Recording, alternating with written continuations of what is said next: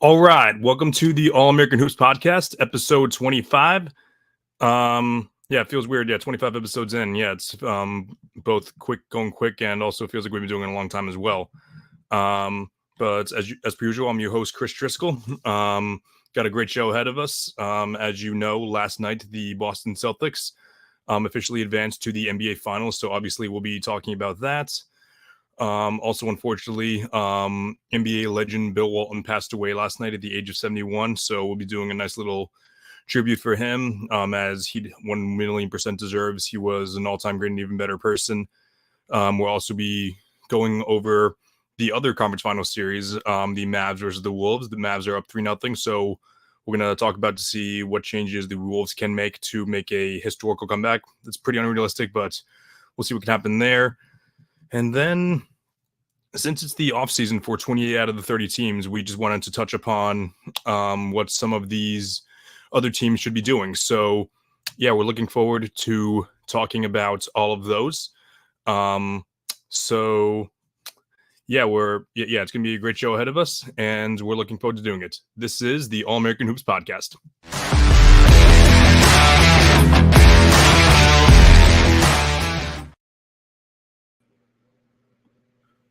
Welcome to the show. As per usual, I'm joined by my younger brother, Matt Driscoll. Chris, it's an honor to be back after my 2-week hiatus. I saw that I was slandered a little bit the past 2 weeks, so I'm happy to be back here and defend my name. Yeah, bullying works sometimes for sure, despite what the elementary schools tell us. I say that as an elementary school teacher, so maybe you shouldn't be really using that type of language. But great to have you back. Congrats on graduating. Obviously, I know you're not so happy about that, but it's a great accomplishment. Our older brother John will also be joining us a little bit. He just has some work stuff to do. That's something you have to look forward to, Matt, is joining the workforce and having to take a couple episodes off for work stuff. So he'll be joining us quickly after that. No problem.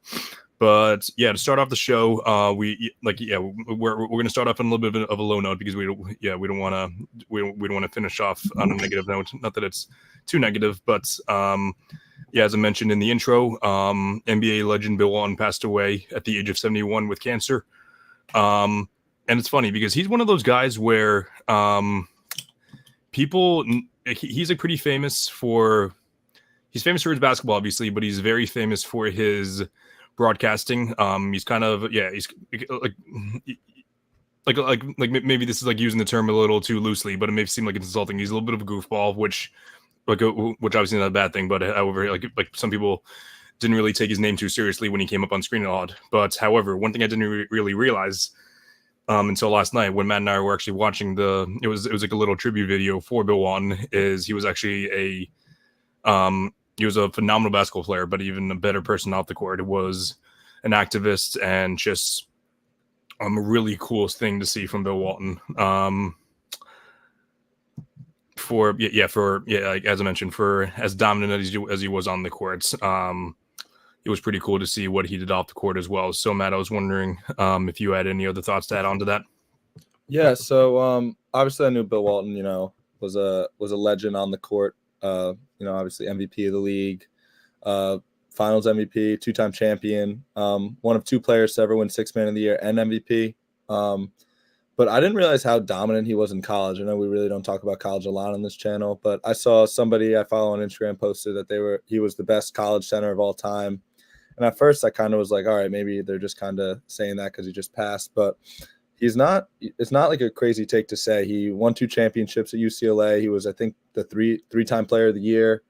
He was drafted 1st overall. But like you say, his impact off the court is very impressive. Obviously, one of the biggest Deadheads or Grateful Dead fans of all time. We were discussing yesterday watching the Celtics that he went to over 1,000 Dead shows, which means for 20 years he went to 20 straight years, he went to 50 Dead shows a year, which is almost one every week, which is pretty impressive. Very big fan. But I didn't realize, obviously I realized, Hall of Famer, top 75 player of all time. I didn't realize how great of a basketball player he was. And obviously I knew he was a great person. People always speak highly of him. Seemed to just be a great guy. Absolutely. And I've always known he's one of the best college basketball players of all time. I know that Nick Wright had him on his Mount Rushmore a couple years ago. It was Kareem, Bill Walton, Bill Russell, and Oscar Robertson. But the more I looked into it, I really think that it's Kareem, or his name was Lou Alcindor at the time. So I really think it was Lou Alcindor, Bill Walton, and then there's a big gap between 2 and 3. I don't have the numbers in front of me, but I was watching the Herd today with Coward, and Nick Wright was actually in the segment as well. They said he went like 21 of 22 in the national championship game. So easily the first or second best college basketball player of all time. And I definitely, So like, obviously you guys know that I'm very, probably one of the things that got me on TikTok the most was my releasing of my top 75 and top 100 lists. And Bill Walton, I believe I had him at number 58 on that list. I am a firm believer that he would have been easily top 30, maybe even creeping into the top 20 if he didn't get injured, because as I mentioned, he was one of the best college basketball players of all time, entered the league and became one of the best players in the NBA, won the title, went toe-to-toe with Kareem, came back the year after that, won MVP, and then he broke his foot, and then he just wasn't the same after that. But what's super impressive is for him dominating that much during putting together like one of the kind of rambling here, but for someone who was one of the best players in the league and one of the highest peaks at the time, just to completely accept his role, saying like, "Oh crap, I'm never going to be the same player again, but I'm going to make the best of this bad situation." So he ends up going to Boston and just says, "I'm going to embrace this role and become sixth man of the year and be the sixth man of the year on one of the greatest teams of all time." So definitely extremely, extremely impressive career by Bill Walton. And I know the two of us watching the documentary last night, and Danny Ainge had a ton of great things to say about him. So yeah, rest in peace to Bill Walton, and certainly someone that's never going to be forgotten about in basketball history, despite his peak not being for too long. Cool. So speaking of Bill Walton's stint with the Celtics, of course, we're gonna jump over to the Celtics right now. As I mentioned in the pregame show, the Celtics officially made the NBA Finals last night, sweeping the Indiana Pacers. The best thing about this is, as much as I'm enjoying this win, as much as I'm enjoying the fact that Celtics win 12-2 in the playoffs, and I'm sure the players feel this too. Like, as much as it's important to live in the moment and enjoy it's important to enjoy what you have, because there's really no other point if you're not gonna enjoy what you're doing. But it's good to see that they're not really satisfied. You can definitely see, as happy as they all were also very excited to see the Celtics actually really surpass. They didn't really surpass expectations, because they were kind of expected to make the finals, but definitely very excited to see them make the finals. And we're going to dive into this. They definitely have a lot to say about that. But Matt, I was wondering what your opening thoughts were in this. So yeah, obviously, like, the main focus around the Celtics playoff run this year has been people saying, "Oh, the East has been super injured this year. This run isn't impressive," which I totally get. Butler was hurt. Mitchell missed 2 games, I believe. Halliburton missed 2 games.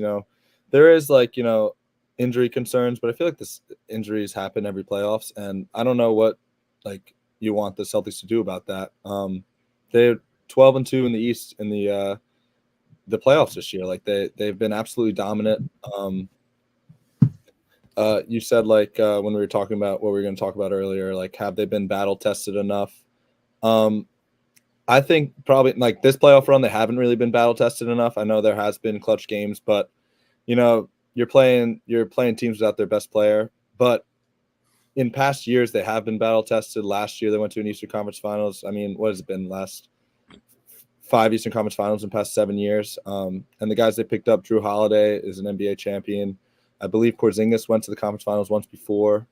So they all battle tested. Maybe not this year, but I believe in this team. I think they're the best team in the league. So I believe they have been battle tested. 1,000,000% agreed. And yeah, definitely happy about that. But before we move on, I would like to introduce John. He is he's and I can see he's very excited to come on the show. So we're very happy to have John on the show. Welcome, John, as per usual. Yeah. Let's go. Woo! Is that upside down? It's upside down. It is. Yeah, we don't have to talk about that. Right. John, I'd like to ask, where'd you get that flag? I earned this flag on Sunday evening at the Great Jenkinson's Boardwalk in Point Pleasant Beach. I found myself wandering on the boardwalk with $10 in my pocket, and I sunk 2 out of 3 on the basketball game, and I will be bragging about that to my children in the future. But I think it was a great weekend of basketball. We the 3 of us got to watch games 3 and 4 together, which was awesome. Really great energy in the Driscoll household. I thought the Celtics played great. They took care of business. Finally got some clutch games that, all the ESPN talking heads can talk about. So I'm glad they got that. Somehow they're still finding an issue with it, but very, very excited. And I don't know how in depth you guys went on it so far, but I'm excited for next week. I'd just like to comment on one of the things John said. You said the national media isn't happy with how they're playing. I feel like every time the Celtics play, the goalpost just gets moved and moved and moved. Like at the beginning of the playoffs, they beat the Heat, I think, the first game by 20-something. I don't have the number in front of me, but there was, they're blowing teams out. They haven't been in too many clutch games this year. And now all of a sudden they had the Pacers had a 90% probability to win 3 out of these 4 games, and the Celtics won all of them. And now all of a sudden it's, they're playing these teams too close. They're not handling their business, even though they're, like I said earlier, they're 12-2 in the playoffs so far. The goalpost just keeps getting moved with the media, with the Celtics. I think that's just a sign that, they're held to such a high standard because they're such a great team. I think these talking heads are scared, man. They're scared. They've been talking crap on the Celtics all year long. I will have to say Nick Wright, he says Mavs in 5. That's cool if you believe that. But if the Celtics do beat the Mavs, then I don't want to hear any of these excuses about a cupcake schedule, because if the Mavs are supposed to win in 5, they must be a great team. So I'm excited to see how that plays out. I just wish the media would admit that there is nothing the Celtics could have done this playoff run to be impressed by them, because I know there were a couple low follower Twitter users that said there's nothing that the Celtics can do to move me until they make the finals, which is actually like more of a valid take than I would have initially thought, because I'm someone who's big on I really will not be impressed until you show me that you can make a deep playoff run against some good teams. So while I am someone who already does believe the Celtics can make a far playoff run against great teams, because they already have. 2022 they went which I know this is a different team, but 2022 they went through Kevin Durant, Kyrie Irving, the Nets. They went through Giannis and the Bucks. They went through Jimmy Butler and the Heats, and then took Steph Curry to 6 games. Last year was a bit of a different story because just because like the Hawks went through them and put up 6 games against them. That wasn't great. Then Joel Embiid and the Sixers went 7 games. That probably should have ended earlier. Personally, that game, I think that series could have ended in 5 if the Celtics ended up winning that game 4. If Marcus Smart got that shot off just a little bit earlier, maybe. Then obviously they went down 3-0 against the Heat. So I definitely think, the whole notion that they can't beat any teams just has been proven false, because, even Joel Dell said, former guest on the show said, if there's one thing the Celtics team has proven is that they can win playoff games. It's not whether or not they prove they can win playoff games. It's a matter of, can they do it in the finals? They've only played in the finals once since this core has been together, and 6 games is pretty impressive against a dynasty like that. But however, there was a clear experience mismatch. LeBron said on him and JJ's podcasts, not only was there an experience mismatch, there was also a lack of IQ mismatch as well. I personally think that this Celtics team definitely does have much strength in the IQ. As much as we love Marcus Smart, and as much as I think that he knows a lot about the game, as much as I know how much he knows about the game, if you listen to him talk about basketball, he's he obviously knows his stuff. But that being said, he's just not the best decision maker on the courts. replace him with Drew Holiday, who is a fantastic decision maker on the courts. Maybe is a bit of a shot chucker at times, but he's definitely been better at that this season. So this is definitely a better Celtics team, and like despite you could talk about a cupcake schedule all you want. 12-2 is impressive, and I understand if you're not going to be totally moved until they play in the finals against a legit team. But yeah, like John said, you can't just totally turn your back on them. Not turn your back on them, but like just totally move the goalposts, as Matt's been saying, actually, with everything that's happening. Because I could just see from a mile away, if I'm talking about if the Celtics win the finals against the Mavs, it's going to be, the Celtics had to beat a 5 seed in the NBA finals. Like that's something that I just know is gonna happen. But should be very interesting. But I just wanted to, because we all mentioned it a couple times about the schedule, but I just want to know how concerned you guys are with the fact that we'll be playing 99% sure we'll be playing the Mavs unless the Wolves do a historical comeback like the Celtics did last year but lost Game 7. Both of those teams are head and shoulders above either of the teams that the Celtics played. Any of the 3 teams. I think that's probably the Cavs were the best team because they played three games with Donovan Mitchell, and after that probably the Pacers, then the Heat without Jimmy. But regardless of who's there, I think that both the Wolves and the Mavs are head and shoulders above everyone else. So, and the Celtics had to play in 3 clutch games against the Pacers and handful and not many close games against either of the Cavs or the Heats. But still, people are wondering, will the Celtics be able to maintain the style of play against either of those teams? So, John, I was wondering what your thoughts on that were. Yeah, I think that we've kind of seen it over the past couple of years, and you don't want to reference other past years just because it's a different team, but past years and this year, the Celtics play up and they play down to their competition. I've been very happy to see this playoff run. They kind of cleaned up the playing down to their competition, but they've always played well against good teams, and you can reference their losses to Denver this year, but they split with Minnesota. They beat Dallas twice. I think that this is a core that welcomes a challenge. I think they know that both Minnesota and Dallas are better teams than what they've faced so far. But I think that's something that they look forward to, and they like the challenge. So I'm not really concerned about them, because they played good teams like a month ago or 2 months ago. It hasn't been years since they played a really, really good team. I think that they know what's at stake. They'll prepare for it. And I don't think it's going to be like a culture shock when they step on the floor and they're like, oh, wow, Luka's better than Tyrese Haliburton. It's like, I think they know that. I think they're ready for it.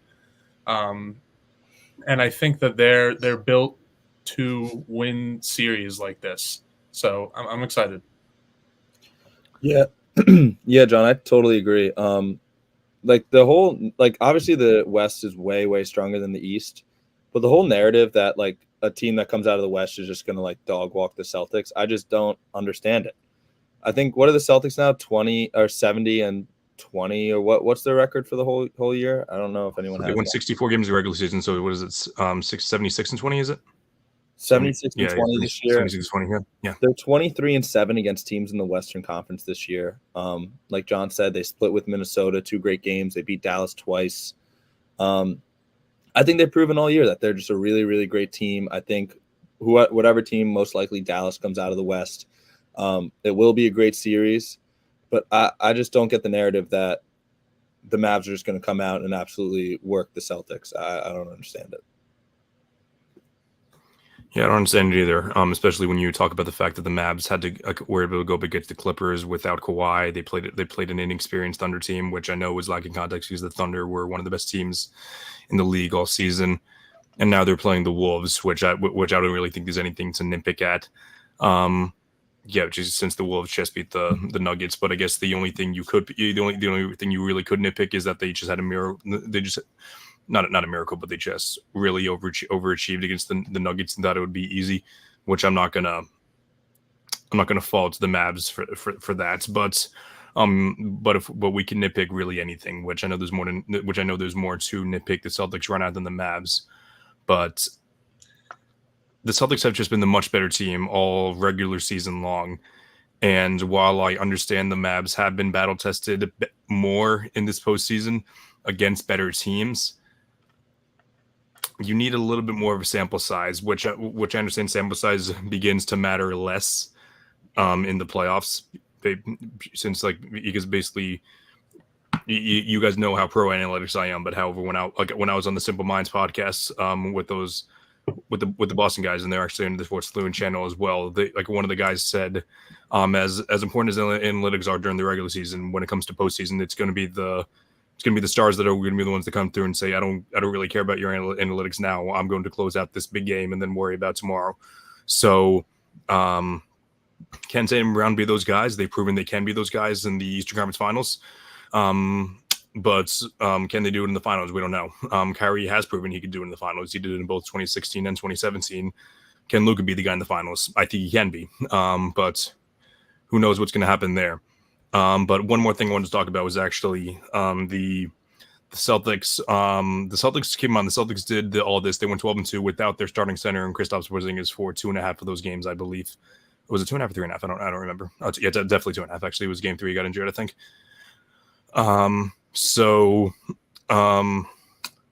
While some may look at this, I think most are looking at this saying, like, okay, this is great news. Porzingis is going to be back, and it really puts a great dent in the rotation. Al can go to the bench now rather than playing 38 minutes a game. He could play 25, maybe probably won't even play 30 minutes a game.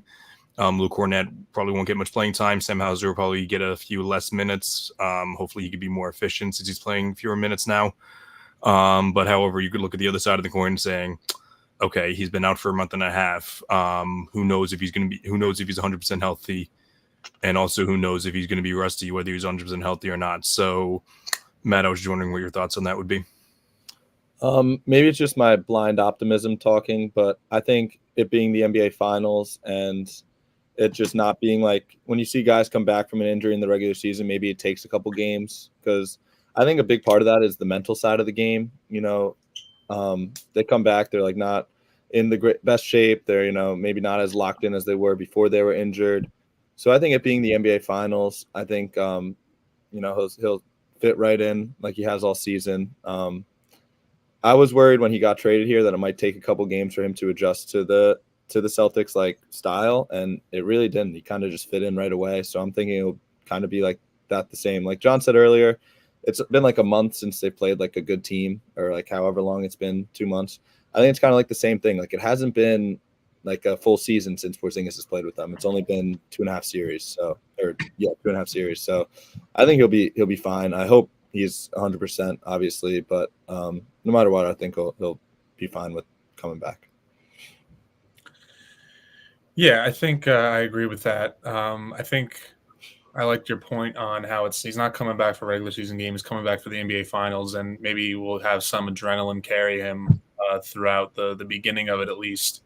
And with him, he's like a presence player too. So, maybe if he's not 100%, throwing his body around, he's still a 7'3" demon sitting in the paint, protecting the rim. I think that provides definitely some insurance. And like you mentioned, Chris, it brings Al to the bench, or I think Matt mentioned it too. Al's going to play a little less minutes. He's looked excellent this playoff run. I think them kind of spacing out his rest days during the regular season have definitely paid off. And just to not to go backwards, but we talked before about how the Celtics haven't played a team as good as the Mavericks this postseason, and that's true. But the Mavericks definitely have not played a team as good as the Celtics yet either. So I think it's going to be, maybe it's a wake up call for both of them. I think they're both going to be. I think they'll both be prepared. But I think with the Celtics, how they're playing, how they're winning too, you're seeing them win games where you could argue they didn't have any business winning. They're winning clutch minutes. They dominated clutch minutes in the Indiana series, and that's kind of what I wanted to see. It's always nice to see a blowout, but it's also nice to see them win clutch games in the Eastern Conference Finals. But I think with them adding Porzingis to that equation, it just gives them so many more avenues to exploit. Absolutely. Also, just the fact that, and I 100% agree with you that Hal has been fantastic. Getting very hot from three, has been a little has had some nights where he's been cold from three and got absolutely cooked in game one on the perimeter. Just the fact that he won't have to worry about that as much, with KP back, which I should have mentioned. It's not really 100% confirmed that he will be back, but however, I know that some reporters, I don't know if it was Bill Simmons or someone else that said that Porzingis is as close to 100% as he has been, but they just really wanted to try to see if they can grind it out, to give both him and Al the rest, and it ends up paying off. But it's gonna be very interesting to say the least. Yeah, I'm not crazy worried about him being too rusty because at the end of the day, it is only a 7-game series and the games are spread out. I don't know. I'm not really sure how many single day rest games there are, but it will be very interesting to say the least how the Celtics adjust to this schedule. But yeah, I also like how John said the Mavs haven't played a team as good as the Celtics because, as impressive as it is, they beat the Thunder and now the Wolves. As I mentioned, the Thunder inexperienced, and the Wolves, despite what Anthony Edwards has shown, the Wolves were an average offense all year long, and as impressive as Anthony Edwards was in the first 2 rounds. Sorry, not Anthony Edwards. Baby Jordan has been in the first 2 rounds. He is inexperienced, and I know he's the media sweetheart, but he's just not that guy yet. He's 22 years old, and I think that one day he will be a top 5 player in the league. He is not there yet, and he not only is he not there yet, he is not close to being there yet. I know that some people inserted him into the top 4, top 5.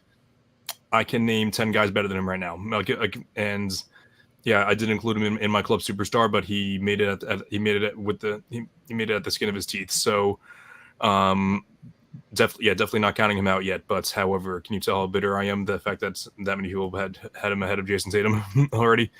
Who knows? Maybe I'll be on the show next week. Probably be next week. It will be next week. Actually, that's we'll know if the Timberwolves came back 3-0, and if Anthony Edwards. Oh, and then I'll have to eat my words and see how Anthony Edwards does against the Celtics in the finals. But I should have said that for the next segment. But but speaking of Anthony Edwards and the Mavs, in the Wolves, we're gonna take a deeper dive into this series. So as I mentioned, currently the Mavs are up 3-0 on the Wolves. I don't know if anyone saw this coming. I'm sure. I know a lot of people did have the Mavs winning the series. But I don't want to say a lot of people because, I feel like most people did have the Wolves winning the series, even though people were impressed with the Mavs. I know that John and I did. I don't know. I'm pretty sure that Matt had the Wolves too. Maybe you would know that more if Matt was on the show the past 2 weeks. But but most people did have the the Wolves winning.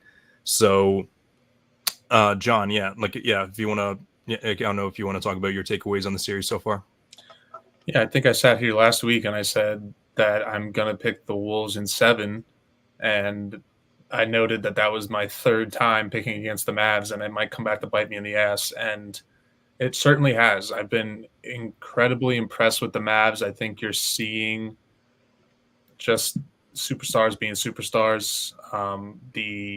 We know Luka does have playoff experience, not to the extent of someone like Jason Tatum, but he does have playoff experience, and he's hit a ton of big shots this run and past runs, and I think also what you're seeing is just like, this is why it's so hard with the NBA when you talk about this team beat that team, so and then that team lost to this team, so obviously that's gonna work out. Like, matchups matter in the NBA. I think that the Nuggets would beat the Mavs, but I think the Timberwolves were a good matchup for the Nuggets. And when you compare that to the Mavs, 2 really good scorers in Kyrie and Luka on the perimeter. Granted, we know Anthony Edwards is a good 2-way player. It doesn't really translate. And I just think what you're seeing is, as objectively speaking, if you asked a Celtics fan 2 weeks ago, based on what we saw in the regular season, I know the teams are a little bit different. The Mavs made some additions, but you say, okay, the Celtics didn't really struggle too much against the Mavericks, but they didn't struggle too much against the Mavericks in the regular season. But the Timberwolves really, really brought it to them. They were two tough games. I think objectively, if you're a Celtics fan 2 weeks ago, you say, okay, the Mavericks were somebody that you felt almost comfortable playing, but the Timberwolves were really the tougher matchup, just looking at it objectively. Really great defense, if the shot's not falling like that. But I think that what you're seeing is just a matchup thing. I think it's exciting, but really been impressed with how Dallas has been playing. Yeah, I think Dallas is a totally different team than what they were before the deadline and what they were in the last 20 games of the regular season. I think, Chris, in your article, you said last 15 games of the regular season, they were the best defense in the league. And I think it's continued this playoffs. Correct me if I'm wrong. I'm not 100% sure, but they have been super, super impressive. I had them making the Western Conference Finals, only one on the pod having them making the Western Conference Finals, not to flex. But I had them losing to the Nuggets, who obviously lost last round. But, John, I totally agree that it's a matchup thing. I think the Timberwolves were kind of made to beat the Nuggets, and they did that. They had the 7-footers to throw at Jokic, you guys mentioned it last week, to make him work a little more, and that's exactly what they did. But they do have Jaden McDaniels. They do have Anthony Edwards, but it's a really tough matchup for them to guard a guy like Luka, someone that's 6'8" and is one of the best players in the league. But I've been super impressed with how the Mavs role players have been playing. You guys touched on it last week. Obviously, Luka and Kyrie have been carrying the load, but Daniel Gafford has been awesome this series. I'm not a huge fan of him, but PJ Washington has been good this playoffs. And I don't know, wasn't Derek Lively? Do we have an injury update on him? I don't know. I think you're muted, Chris. Yes, I was. So he is out for tonight. But there is no concern of him coming back. Of him missing any time in the finals, which, obviously you don't want to already jump ahead to the finals. You want to win the series first, but yeah, not much concern there.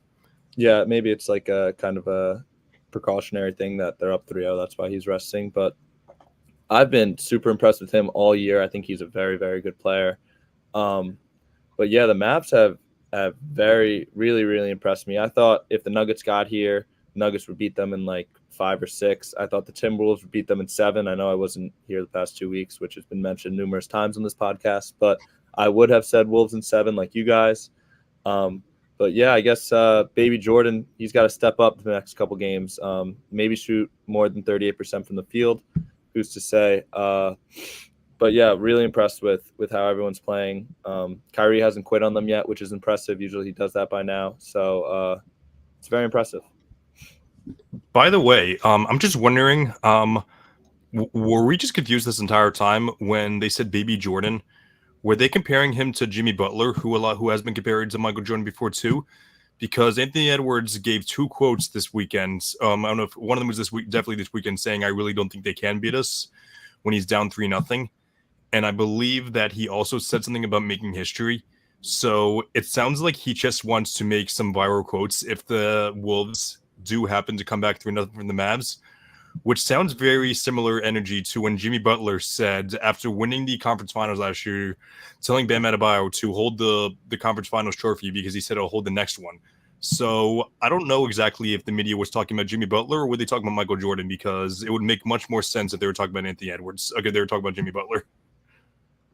I will say Anthony Edwards is better than Jimmy Butler has ever been. So I do appreciate that troll, Chris, though. That was good.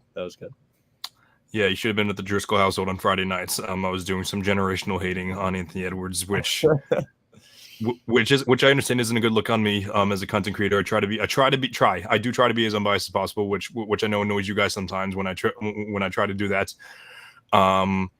But yeah, sometimes I got to let loose. Sometimes, especially when players are compared to our guy Jason Tatum. But yeah. Before we finish off this segment, I want you guys on a scale of 1 to 100. What are the chances that you give the Wolves coming back down 3-0? 100 being that they will do it. Yes. Can we go negative numbers or no? Is that Sure. another round. I'm going to say negative Yeah. 100. I don't think there's any shot that the Wolves come back. Okay. Maybe I hope they make it a series, so the Mavs are more tired for the finals, to be biased. But I've just been super impressed with the Mavs all postseason. I think the Mavs either close out tonight or close out in 5. Yeah, I'm gonna say 3, just to hedge my bets. But no, I think the Mavs kind of have their number. They have figured out how to beat them in big fashion and in clutch situations. And tough couple weeks of press for your boy Gobert there, Chris. He's not really Oh damn, yeah. much, I know we saw Pete Foreman. He was a couple beverages deep on Sunday, but he was letting you hear it. He was, yeah, and I do apologize to the viewers because I guess I think I'm really proud of my track record of holding myself accountable, and that's something I did intend on bringing up, but I didn't, so I do appreciate that, John. However, I will say, I am asking someone to tell me any defensive player in NBA history who would have been asked to guard Luka Doncic to shut him down outside of the perimeter, which I understand we kind of put him on skates, which again isn't a great look for the defensive player of the year, but I give anyone maybe outside of Hakeem Olajuwon and Tim Duncan and their footwork to guard Luka up the perimeter. And I know people are going to say like, oh, Bam would have done that, Anthony Davis would have done that. The whole notion of them always guarding 1 through 5 is just blatantly false. They're usually they're usually anchoring the defense just like Gobert. They're more versatile than Gobert, but that doesn't mean you're a better defender than Gobert. Gobert is hands down the most impactful defender in the league, and it's because of his interior defense. Which I know the Perk came out and said today, "Oh, I'm ashamed of my votes of voting Gobert Defensive Player of the Year." Which you shouldn't be using the playoffs by any stretch of the means to impact your vote for the Defensive Player of the Year. Which I know that we've said before that Joel Embiid's MVP case was fraudulent because of the playoffs, but it wasn't just because of the playoffs though. Okay, so moving on. Yes, since obviously there's only 2 series left, so we didn't really have a ton to cover. Even though we took a pretty deep dive into each of those series, happy we were able to do that. And I'm also very happy. Actually, yeah, go ahead. Yeah. So obviously we all 3 of us expect the Wolves to close it. Not the Wolves, excuse me. I don't know why I get mixed up. The Mavs to close it out tonight. Do you think it's more beneficial for? I mean, obviously, you probably say that it's more beneficial for the Celtics if the Mavs, place 5 or 6 in this series. But would you rather them just be on like the same wavelength of not playing a basketball game in a week plus, or would you rather them be like, whether it's tired versus staying rusty or not? I want the Wolves to come back 3-0 to Game 7, and then I want the Mavs to win Game 7, because if the Wolves come back 3-0 and then win Game 7, they have all the momentum going in. They'll say, we just came back 3-0, and we're going to punch the Celtics in the face just like we did the Mavs. The Mavs, on the other hand, if they blow a 3-0 lead, or not blow, that's the wrong term, but if they lose 3 games in a row, they lose a ton of confidence, but then they squeeze out and then win Game 7. They'll be like, okay, we just lost 3 in a row, but won Game 7. While they might be confident heading in that they just won a Game 7, they'll also be like, oh crap, we just lost 3 in a row. So they might start to question themselves. So rust versus like being tired, or whether or not you think it's going to carry over well, like the amount of exercise they have. I'm taking this mentally and saying I would rather not only them being tired out, but them being mentally drained as well. Yeah, I would agree with that, Chris. I know in baseball it's kind of a thing where like the past couple of years, the team that's just snuck into the wild card, like momentum's a big thing. They don't have to sit for a week and a half before they play a game. But I think I'm just going to think about it just objectively. I think it's better if a team you're playing in the finals has played more games than you when you got there, just because of rest wise. I know Luka's a little banged up now too. So I think as a Celtics fan, we should hope for a 7-game series. I know it's probably not going to happen, but I think that would be best case scenario for the Celtics. Was it Ronald Acuna or was it Marcelo Zuna or was it both? Okay, it may have been someone else actually that was complaining about the schedule. I think it was the entire Braves organization. Was it the I'm entire not Braves? sure, but I know that Marcelo Ozuna was the one who drove drunk and then committed a domestic violence attack. So Still in the league, by the way. yes, Applauded by the Braves. MLB needs to be better. Guys, you may want to keep that down, and not because I'm against and not because I'm against talking about it internally, but however, I'm afraid that Rob Manfred is going to find this podcast and then shut it down if we ever talk about that, because apparently he doesn't want Lazen like this, which I know it's a different sport, but he has his ways as well. Moving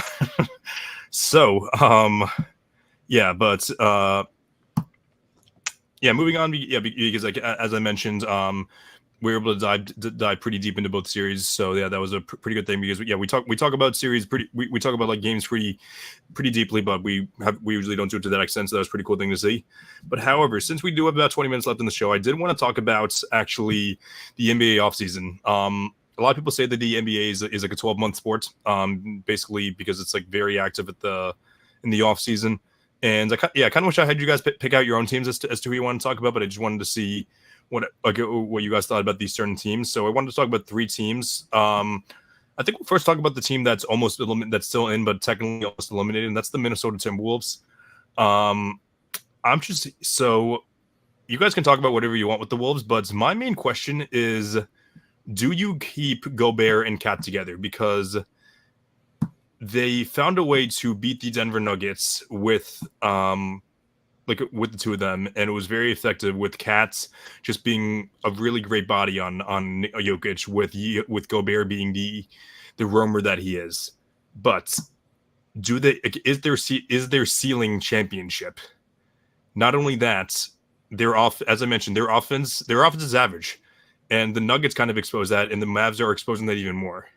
So, do you think that the Wolves should trade either Gobert or Cat?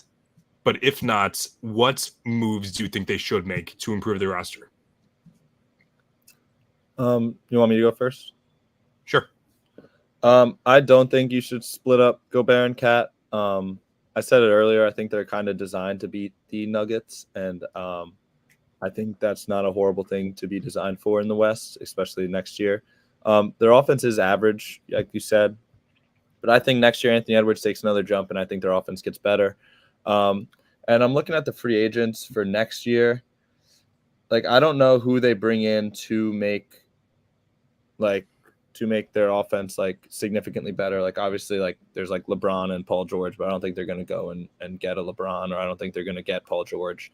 But yeah, I don't think you should split up Gobert and Cat. I mean, if looking at it, you could say a team led by a 22-year-old just made the Western Conference Finals, and I mean, they're still in the Western Conference Finals. Who knows? Like, maybe history is made. Maybe they do come back from 3-0, but I don't think it's going to happen, but maybe it does, I really don't think you split up the two big guys. I mean, they were the best defense in the league all year, and they were a main reason for that.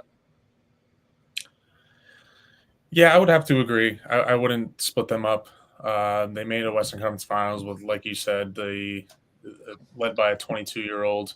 And I think if you get better play from that 22-year-old and you get average play from Karl-Anthony Towns, we all love Karl-Anthony Towns, you're looking at a much more competitive series, and you're looking at a potential to make the NBA Finals.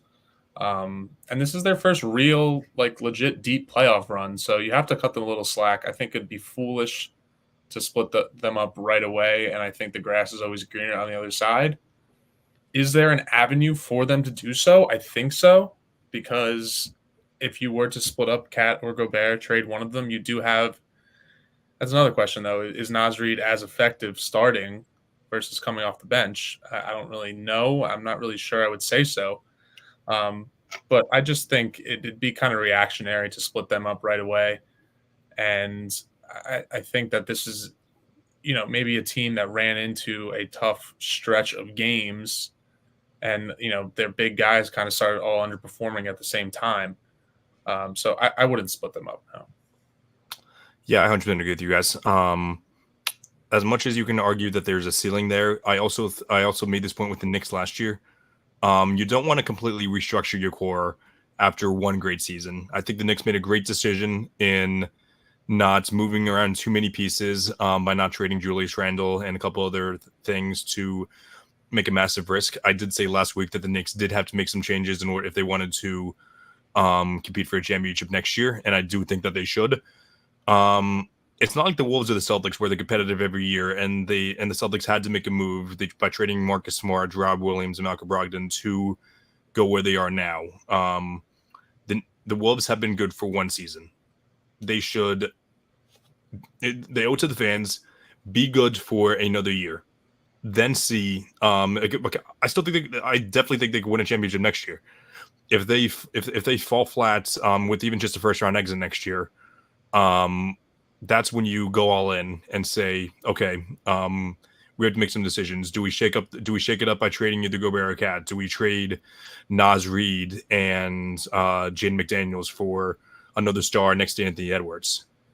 Those are questions to be answered soon. I don't think they should be answered this year, though. I think they should run it back with this core and then see if what they're doing now is sustainable. So I think next we'll talk about the team that was eliminated last night in the Indiana Pacers. I got to tip my cap to the Pacers because they were the 6th seed. I think they were much better in the first half of the year. They came in second in the in-season tournament. I know that a lot of people gave Tyrese Halliburton, talked a lot of crap to Tyrese Halliburton. A lot of it was justifiable because, bit of a front runner, as people say. Maybe that was a little overused, but I definitely think there was some truth to it. And I know that he didn't play the last 2 games of the series, and many argue that the Pacers played better without him. But that being said, I'm very impressed with him. I'm extremely impressed with Pascal Siakam. I'm someone who's always been a fan of Pascal Siakam, but I definitely think he played the best series since 2019, because I feel like after 2019, he kind of definitely didn't play well against the Celtics in 2020. Obviously, super impressed with Miles Turner. I don't mean to toot my own horn, but I did pick Miles Turner to be one of the breakout players in the playoffs, and he ended up being exactly that. But someone made a comparison to the Indiana Pacers being like the 2021 Hawks, and some people were saying you definitely can't run it back with this core, and what should happen there. John, I was wondering what your thoughts on that would be. Yeah, I really don't think that they're like the 2021 Hawks, and I thought the Hawks kind of, because after that 2021 season, they went and got DeJounte Murray, right? Did they get him? I don't think he was on that 2021 run. He was not, but I'm pretty sure that they got DeJounte Murray the year after that, like heading into the 2023 season. Okay. Yeah. So I mean, I think that there's arguments to be made on both sides for the Pacers. I think they overperformed, but I was very impressed with the Pacers this playoff run. You know, you can make arguments that they faced an injured Bucks team and then faced a injured Knicks team and then didn't win a game after that. That's kind of looking at it in a vacuum, but I think that they have a good young core, right? I mean, I know Miles Turner is probably in his late 20s now. Halliburton's young. Nesmith is good. I mean, Nembhard was unbelievable this entire playoff run. I think they should look to, find more ways to get him the ball down the stretch. So I wouldn't really split up the core. I think the core is something that's been said a lot, but it's, 2, 3, 4 guys. I think there definitely needs to be improvements made across the board with the rest of the team. But sorry, I also didn't mention Pascal Siakam. He played outstanding. He had a really, really great series. I think there were talks about them extending him this offseason. And I think he should be part of that core. He's a very, very underrated player, and he had a great playoff run. So I wouldn't split up the core. I wouldn't run it back necessarily. I think there needs to be additions and adjustments to be made. But I think, Halliburton, Nembhard, Nesmith, Siakam, I think that's a good 4 that you start with and try to build around that. Yeah, Chris, I'm a little upset that you said this about the Wolves because I was going to quote you about you saying this about the Knicks. I think the Pacers should be a good team for a year or two. Don't blow anything up. You got Halliburton, who just finished his 3rd year, who's an all-star. Nembhard, is an absolute stud. Mike Breen said he's a future star on the broadcast last night, and I totally agree. I think he's so good. I was looking at his numbers. This series, he averaged sorry, I just had it up. 21, 7.8 assists on, it was 52% shooting, I believe. Sorry, 54% shooting. If you told me he shot 80% from the field this series, I would have believed you. I don't remember him missing any shots.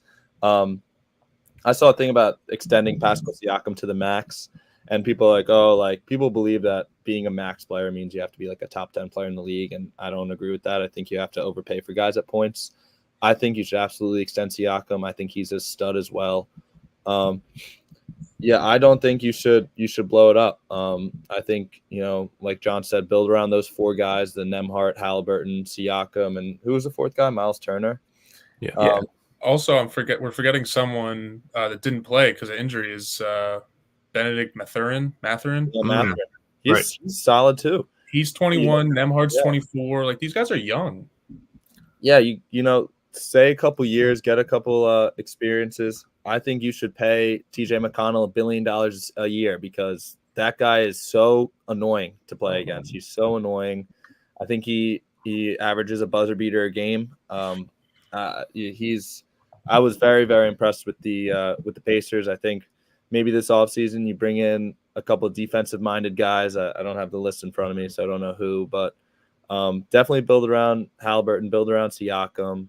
Extend Nembhard as soon as you can. But yeah, definitely don't blow it up yet. I'm not really sure. And I see both of your points of views, but I also look at it as assuming everyone's healthy, I think that 7 teams are better than the Pacers. I think the Celtics, the Bucks, the Knicks, the Cavs, the Magic, the Sixers, and maybe the Heat. Definitely ceiling wise are better than the Pacers. I'm talking about strictly ceiling because we've seen the Heat make the finals. I don't think the Pacers, even though if we're talking close games, the Pacers really could be up 3-1 now. But yeah, I think the Magic have a higher ceiling than the Pacers. I think, and yeah, but like you said, they're young. Maybe they're not going to this summer because of how great he played in the playoffs. But maybe entertain the idea for the millionth time of trading Miles Turner for either younger pieces or just more trade assets. I feel like that's the only move you should make. But yeah, I 100% agree with the notion that they should extend Pascal Siakam, or not extend because I think he's a free agent. But yeah, that's just my only concern is that I do believe there are many teams, strictly ceiling wise, that are much better than the Pacers. But yeah, like you said, maybe just be a good team for another year or two, but then go all in because maybe don't make it your intention yet to win a finals, but just improve the team the best you can without blowing anything up yet. So maybe that's the best move. But yeah, we got one more team left, and I did mention them on my list of teams that I do think are better than Pacers, and that's the Cavs. The Cavs are in a tough spot for sure. Lots of reports came out regarding how unhappy a lot of the players were in the Cavs organization. A lot of people did believe that Jared Allen could have played, including Marcus Morris. Which, by the way, there were times where I enjoyed Marcus Morris. I thought that he played pretty well in certain games for the Celtics, but yeah, he's clear locker room problem in a lot of the places that he's been in. But yeah, he said he wished that Jared Allen played. Obviously, there's a couple other reports. There's been the reports all year long of Donovan Mitchell potentially requesting a trade, but I don't really know what the Cavs should do. And Matt, so yeah, I guess my main question is, do you think the Cavs should try to trade Donovan Mitchell this summer? So Mitchell is a free agent in 2025. It's not like, I feel like Mitchell's like a great locker room guy. I feel like a lot of these reports are kind of just, throwing shots in the dark of if he's going to resign, if he's not going to resign. But from what I've seen, it doesn't seem like he's going to resign there or sign an extension there.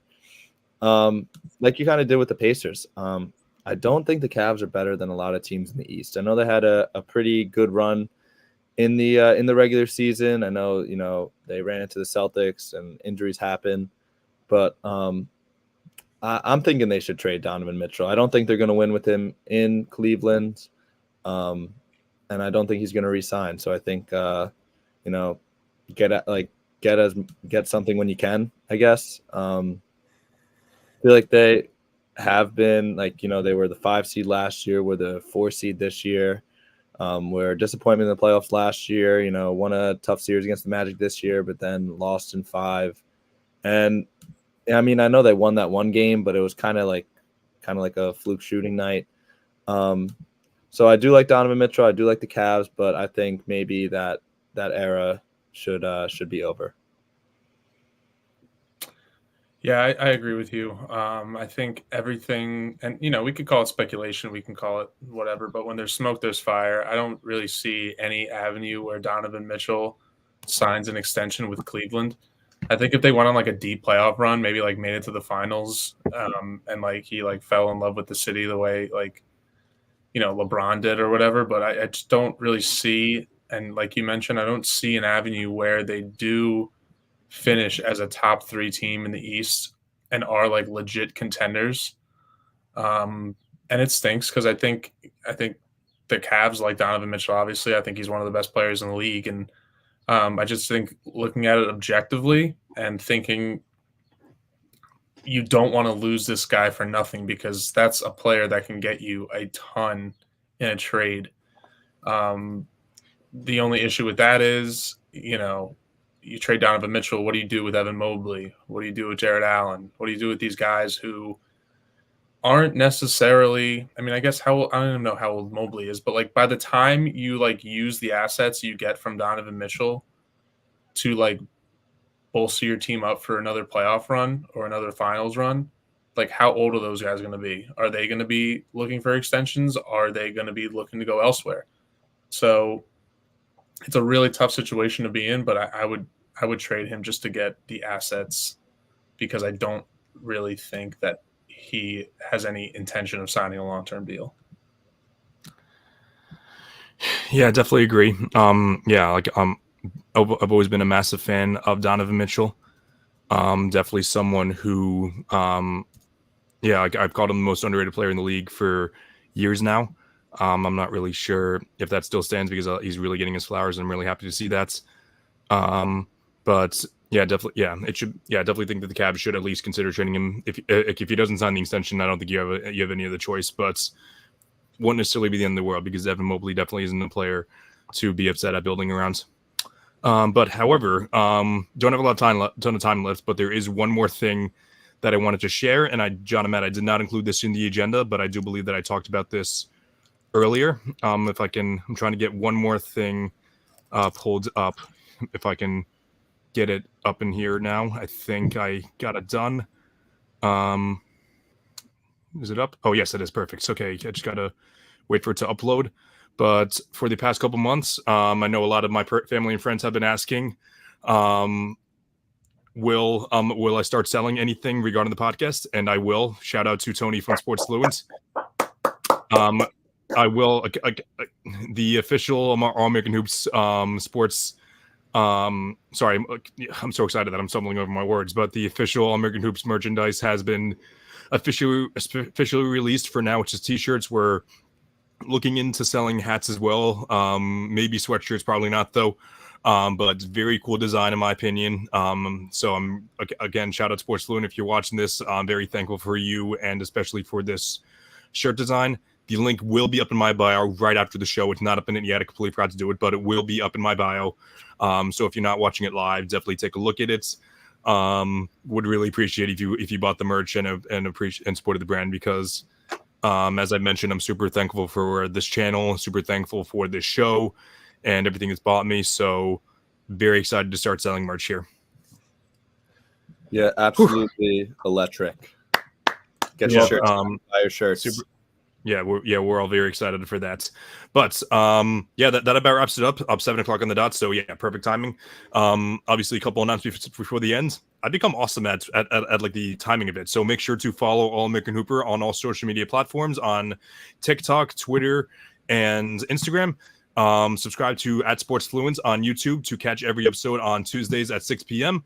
and follow Sports Fluent on Instagram and Instagram, Twitter, and TikTok.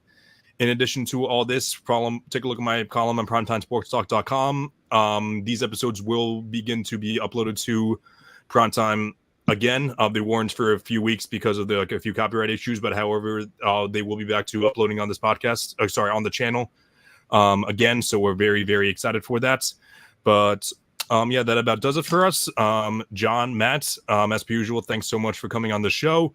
And this time I will remember to do the outro, the Sports Fluent outro. So again, like and subscribe to Sports Fluent. Let's go Celtics, baby. Shout out Jaylen Brown. I love you.